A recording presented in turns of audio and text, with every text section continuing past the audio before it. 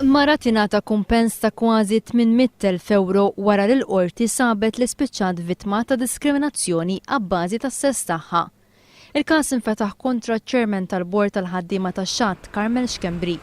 Il-proċedura użata biex jimtela l-post vaganti minn ħaddiem tax-Xatt meta jirtira bl-età hija regolata mill-artiklu tal-Port Workers Regulations. Artiklu li jistipula li l-post vakanti jista' jimtela biss mill-akbar wilt maskili. Il-mara Victoria Kassar hija l-akbar wilt minn fost 3 tibniet ta' eks ħaddiem tax-Xatt. Fil-qorti ħareġ li l-bord tal-ħaddiema tax-Xatt ma ħallix lil Kassar timla l-post vakanti ta' missiera fuq il-bażi li din hija mara. Wara hija saret taf li hu missiera applika l-post vakanti u l-bord aċċettah.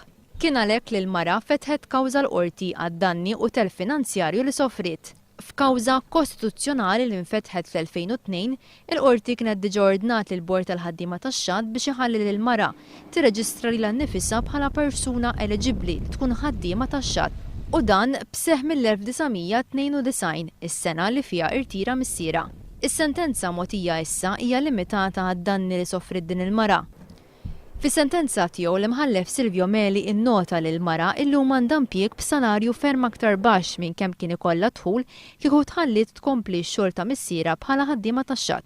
Id-deċiżjoni tal-qorti li tordna kumpens finanzjarju ta' kważi 800,000 euro lil mara hija bbażata wkoll fuq l-attitudni li wara l-bord tal-ħaddiema tax-Xatt li ċaħħat li din il-mara mid-drittijiet tagħha.